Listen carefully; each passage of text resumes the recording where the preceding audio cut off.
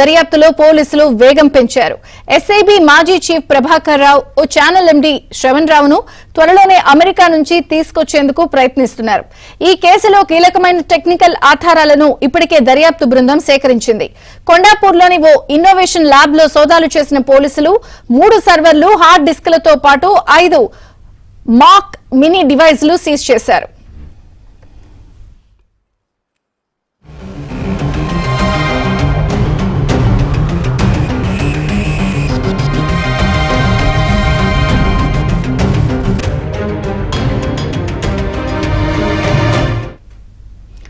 సంస్థ director Paul Ravikumar కు 160 CrPC notice జారీ చేసిన పోలీసులు టెక్నికల్ ఆధారాలకు సంబంధించిన స్టేట్మెంట్ ను రికార్డ్ చేశారు.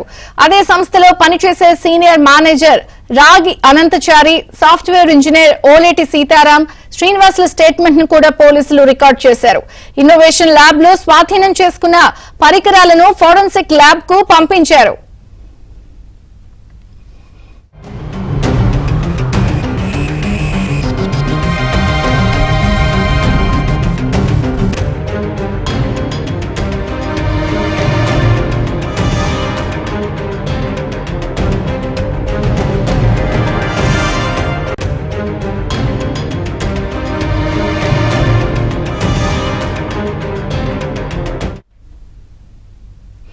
ఫోన్ ట్యాపింగ్ కేసు దర్యాప్తులో పోలీసులు వేగం పెంచారు. ఎస్ఐబి మాజీ చీఫ్ ప్రభాకర్ రావు, ఓ ఛానల్ ఎండీ శ్రవణ్ రావును త్వరలోనే అమెరికా నుంచి తీసుకొచ్చేందుకు కూడా రంగం సిద్దమైంది. కేసులో కీలకమైన టెక్నికల్ ఆధారాలను ఇప్పటికే దర్యాప్తు బృందం సేకరించింది. మరిన్ని వివరాలు మా ప్రతినిధి శశిని అడిగి తెలుసుకుందాం. శశి, ఫోన్ ట్యాపింగ్ కేసులో దర్యాప్తు బృందం వేగం పెంచింది. ఈ కేసు నమోదైన తర్వాత అప్పటి ఎస్ఐబి మాజీ చీఫ్ గా వ్యవహరించినటువంటి ప్రభాకర్ రావుతో పాటు అలాగే ఫోన్ ట్యాపింగ్ వ్యవహారంలో కీలకంగా ఉండేటటువంటి ఒక ఛానల్ కు సంబంధించినటువంటి ఎండీ ఇద్దరు కూడా విదేశాలకు పారిపోయారు. తిరిగి వారిని స్వదేశానికి రప్పించేందుకు ఇటు దర్యాప్తు బృందం ముమ్మర ఏర్పాట్లను చేస్తుంది. ఇందులో భాగంగానే ప్రత్యేకంగా రెడ్ కార్నర్ నోటీసులు కూడా జారీ చేసినటువంటి సందర్భం ఉంది. మరోవైపు ఇక ఫోన్ ట్యాపింగ్ కేసుకు సంబంధించి కొంతమంది వ్యక్తులను అరెస్ట్ చేసి వారిని కస్టడీలోకి తీసుకుని కీలకమైనటువంటి సమాచారం రాబట్టింది. ఫోన్ ట్యాపింగ్ ఏ విధంగా చేశారు, ఎవరెవరిని టార్గెట్ గా చేసుకుని చేశారన్న అంశాల గురించి కూడా సమాచారం రాబట్టింది. అయితే ఈ కేసులో కీలకమైనటువంటి టెక్నికల్ ఎవిడెన్స్ సంపాదించడానికి కోసం ఇటు దర్యాప్తు బృందం ప్రత్యేకంగా లోతుగా దర్యాప్తు చేస్తుందంటూ కూడా చెప్పుకోవచ్చు. ఇప్పటికే సేకరించినటువంటి సమాచారం కావచ్చు. మరోవైపు కేసు నిలబడాలంటే కనుక ఖచ్చితంగా టెక్నికల్ ఎవిడెన్స్ అనేది చాలా ముఖ్యంగా ఉంటుంది. ఫోన్ ట్యాపింగ్ వ్యవహారంలో ఖచ్చితంగా టెక్నికల్ ఎవిడెన్స్ చాలా కీలకంగా మారేటటువంటి అవకాశం ఉంటుంది. కాబట్టి ఆ టెక్నికల్ ఎవిడెన్స్ సంపాదించడానికి వీలుగా ఇప్పటికే దర్యాప్తు బృందం లోతైన దర్యాప్తును చేస్తూ ఉంది. ఇందులో భాగంగానే టెక్నికల్ ఎవిడెన్స్ సంపాదించేటటువంటి క్రమంలోనే గత కొద్ది రోజుల క్రితం కొండాపూర్లో కన్వర్జన్ ల్యాబొరేటరీలో తనిఖీలు చేసినట్టుగా కూడా తెలుస్తుంది.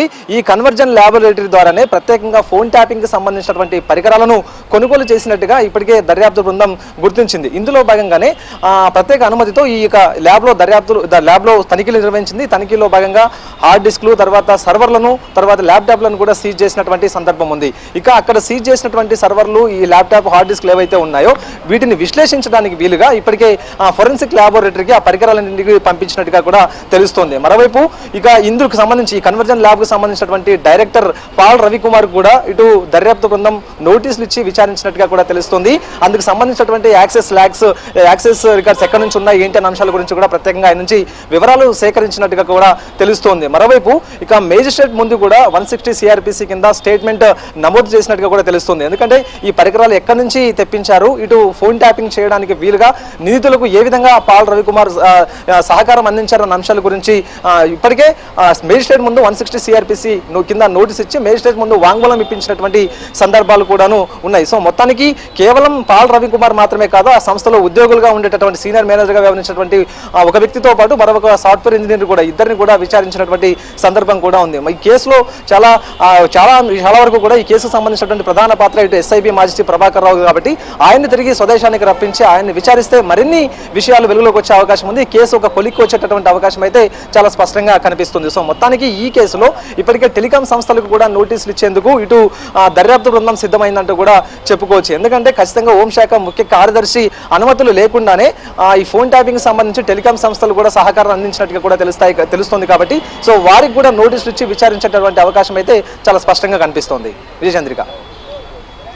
Thank you Shashi.